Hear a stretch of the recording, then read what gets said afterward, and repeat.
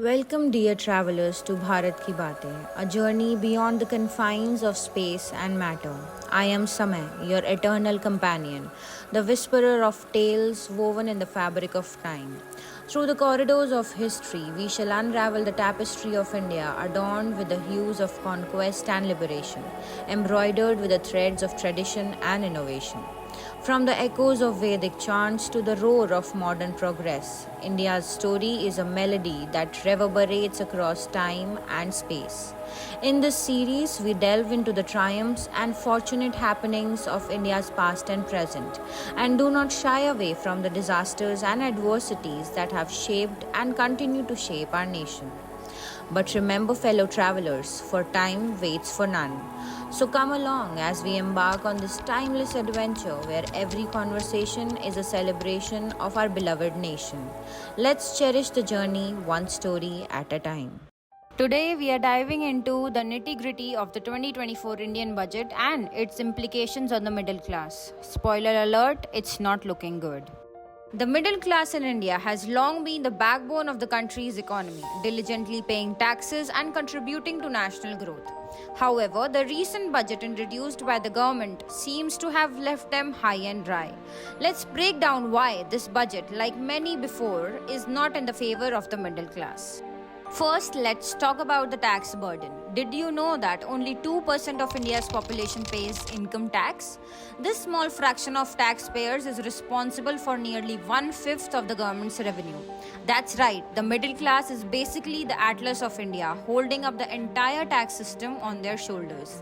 Despite this, there are hardly any benefits or reliefs announced for them in the new budget. It's like being invited to a party but only being allowed to watch everyone else eat the cake. This isn't a new phenomena. Every year, the middle class eagerly awaits budget announcements, hoping for some relief and benefits, but they are consistently met with disappointment.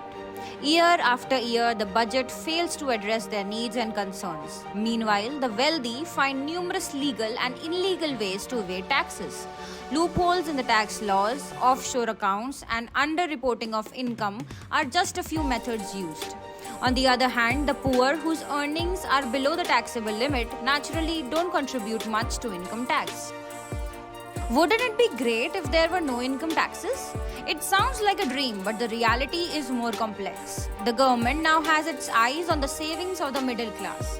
Recent changes in policies regarding savings schemes, interest rates, and investment returns are making it harder for the middle class to save money.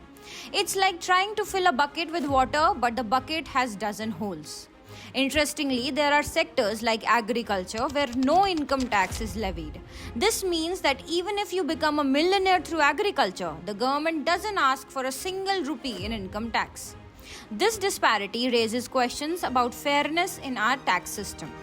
Imagine you can be rich as a farmer and still not pay taxes, while the rest of us pay for everything from air to sunshine. From buying a TV to owning a car, the middle class is subjected to a plethora of direct and indirect taxes. But where are the facilities in return? Roads crumble every monsoon, government hospitals lack adequate facilities, and government schools fall short of providing quality education. Huge budgets are allocated to various schemes for the needy and the poor, often funded by the taxes paid by the middle class. While it's crucial to support those in need, it's equally important that taxpayers see tangible benefits in return for their contributions. In the current scenario, the middle class seems to be only giving without receiving much in return. The 2024 budget should have addressed these concerns, but unfortunately, it hasn't. This has been the case with every budget introduction, leaving the middle class disappointed time and again. If this continues, the day isn't far when the middle class will come out onto the streets, just like the farmers and other protesters, demanding their rights as taxpayers. It's high time the government recognizes that the middle class is genuinely not getting enough in return of the services they are providing. They pay their taxes and they deserve to see improvements in infrastructure, healthcare, and education. So, what can we do about it? It's high time for the middle class to voice their concerns and demand more transparency and fairness in the budget. Let's hope the government listens and makes the necessary changes. That's all for today. If you find this video informative, then don't forget to like it and share your comments below. Finding this story interesting? Then stay tuned with the Cognizant Crew for more such videos and never let your curiosity die.